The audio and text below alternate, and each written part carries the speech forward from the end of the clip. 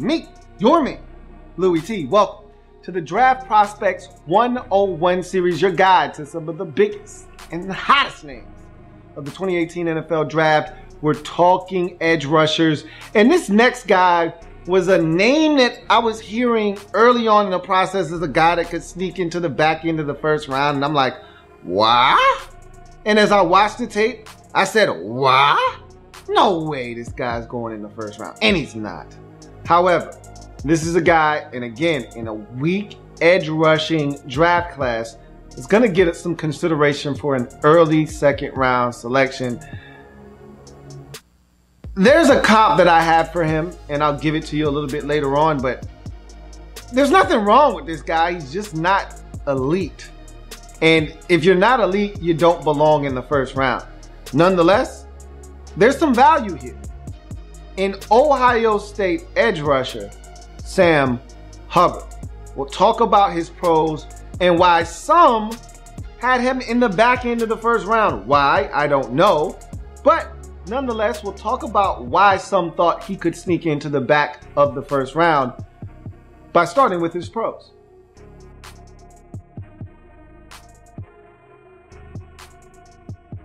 So we start with measurables with Sam Hubbard. At 6'5", 270, he looks the part. He looks like an NFL defensive end. He looks like a guy that's hard to move in the run game. He looks like a guy that can get up the field and get to the quarterback. He looks the part for the position. So from a measurable standpoint, he is a prototype as a defensive end. Athleticism. He's a solid athlete. Not going to knock your socks off with the way that he moves, but he's good enough. Again, 6'5", 270, keep that in mind.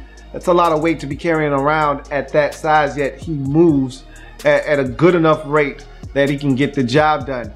Awareness. Plays disciplined football, knows what he's supposed to do, plays within himself. That's something that I like about Sam Hubbard. Not trying to do too much, not trying to go outside of what's asked of him. Does his job, does it to the best of his abilities. Setting the edge in the run game, that's what you expect from a guy like Sam Hubbard. Gonna give you high energy, gonna be able to get you some coverage sacks, gonna be relentless in his pursuit of the quarterback or the running back, whomever has the football. And setting the edge in the run game is just a part of what you get out of a guy that does a lot of the dirty work along the defensive line. Redirect. He redirects well, changes direction, has no problems doing that in pursuit of the ball carrier. Pass rush ability, 17 career sacks for Sam Hubbard in his career. Never had a double-digit year, though, and we'll talk about his comp here in a second that I see in him. But this is a guy that can get to the quarterback, but again, a lot of his sacks come off with hustle, not necessarily winning off the snap with explosiveness or any kind of dynamic move base. He's just a guy that wins because he's relentless, if that makes any sense. Tackling ability. Generally, when he gets his hands on guys, he gets them on the ground. So I don't have any issues with him there. Coverage skills. So I'm dropping the coverage. He actually looked pretty smooth dropping in the coverage a couple of times, which again, I didn't expect. He didn't want to run at the combine, which I thought he was hiding something, but he actually didn't look too bad dropping in the coverage the few times I saw him do it. So that's something that I think he can do. Again, if I think Sam Hubbard's one of my better pass rushers, I don't want him dropping into coverage. That being said, motor and endurance, you knew what you were getting when you signed up for Sam Hubbard. This is what this guy does. This is his calling card here. This is what he does best, is give you maximum effort when he's on the field. If his first move doesn't succeed, try and try again. He's a second and third effort sack guy, and so he may get stalemated initially at the line of scrimmage. Quarterback decides he's going to hold on to it for a tick more. He's able to then spin off of the tackle and keep going, curl around the pocket, and find his way to the quarterback. That's what Sam Hubbard brings to the table. And there is a little bit of a pass rush plan. I did see him set up a tackle one time. The quarterback just got rid of the football in time, but it was impressive. Hubbard, the entire game, was running what I call a two-move game. Bull rush and speed to the outside. Neither working that effectively, but nonetheless, that's all the tackle had seen up until he decided to bless him with a beautiful spin move. I said, wow, didn't know you could do that. Didn't know you had that in the arsenal. He's like, yeah, I was saving that for a rainy day. Thought it was time to pull it out. So I did, and it worked. Got to the quarterback just as he was throwing the football, and so he forced an incompletion. That's something I want to see from him more. But that spin move, as it was so perfectly timed, showed me that he was setting that up.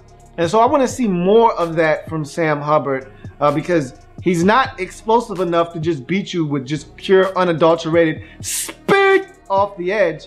So he needs to have a nice curveball, and that spin was gorgeous. And I saw him do it twice on tape, and it worked both times. So I want to see him do it more. I saw him do it a third time, but he spun right into the guard. So that one didn't quite hit its mark. But nonetheless, the spin looks clean, man. It's crisp.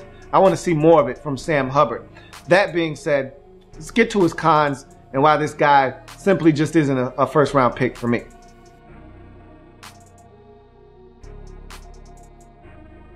Now, I told you I was going to give you his comp. For me, I look at Sam Hubbard, and he's a quicker, less productive version of Ryan Kerrigan. Kerrigan, if you recall, came into the league in 2011, coming out of Purdue with some crazy sack numbers. I mean, the guy was putting up double-digit sacks. He had the long, free-flowing hair, if you remember Kerrigan coming into the draft. And Kerrigan, he was bagging quarterbacks in the Big Ten.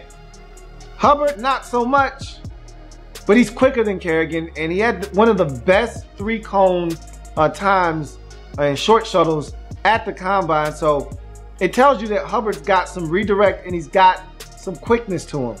And if he could just put some of those other things together, he's got a chance to be a Ryan Kerrigan type in the league. I don't see him putting up 12 and 11 sack years like Kerrigan has done, but I think he could be a consistent 7, 7.5, 8, 8.5 guy, sort of like a Trent Murphy, if you get where I'm going with that. But in terms of cons, explosiveness. Trent Murphy is another guy he reminds me a lot of because Trent Murphy isn't really explosive, yet Trent Murphy has enough juice off the edge to beat you if you've fallen asleep behind the wheel as a tackle. Trent Murphy also knows how to put together some moves. Trent Murphy knows how to use the spin move.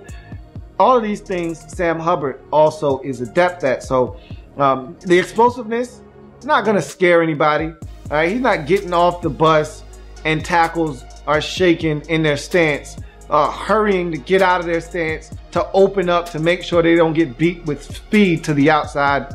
Nah, that's not what Sam Hubbard brings to the table. So no one's going to be afraid of Hubbard and his explosiveness. Hand usage, really disappointed in Sam Hubbard here because Joey Bosa, master of karate and the art of hand fighting, the best I've ever seen coming out of college football. Same school, and he was there with Bosa, was Hubbard, even only for a year at Ohio State. I was hoping some of that got passed down to Sam Hubbard. He's there with Joey Bosa's brother, and he uses his hands well, and I was hoping that Hubbard would have some of that. He didn't. That was pretty disappointing, to say the least. And for a guy that lacks explosiveness and needs every advantage he can get, he better start learning how to use his hands at the next level. Ability versus the run. This guy can set the edge. I talked about that as a pro earlier, but he's not stacking and shedding. He's not discarding guys and getting to the ball. You can run at Sam Hubbard because he may do his job by occupying a blocker, but he's not shedding that blocker and getting to the ball carrier. I watched him abused in the Iowa game. They ran at Sam Hubbard consistently in that game and got chunks of yardage just gutting Sam Hubbard in that Iowa football game. You can move Sam Hubbard in the run game and you can get to him and he won't disengage and get to the ball carrier. I want to see him be a little bit more impactful there in the run game and not just doing his job by occupying a blocker. Impact on the game. To me, Sam Hubbard's impact on the game is limited. You could go through an entire game watching Ohio State and not once see Sam Hubbard do anything impactful in the game. 29 and a half tackles for loss, 3 forced fumbles in his career, along with an interception.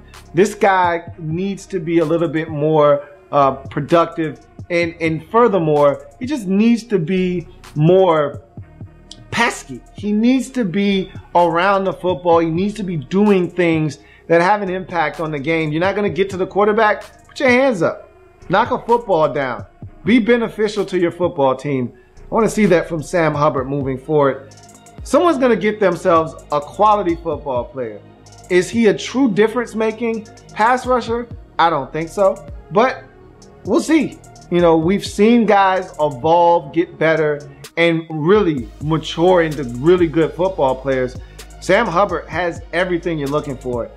He looks the part and has some moves. I told you that spin is gorgeous. Can he put it all together? Can he learn how to use his hands?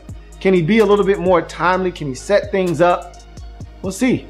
We'll see if Sam Hubbard evolves into a much better pass rusher and a guy that can impact the game from a run standpoint as a rush defender as well down the road. But that's Sam Hubbard for me in a nutshell, and his draft prospects 101 breakdown. Remember, we're changing the game over here, period. If you want to know what Sam Hubbard got as a score from me and where he ranks among his peers, check out the website louietnetwork.net to see where he ranks among not just his peers, but all of the draft prospects that I was able to take a look at in this process.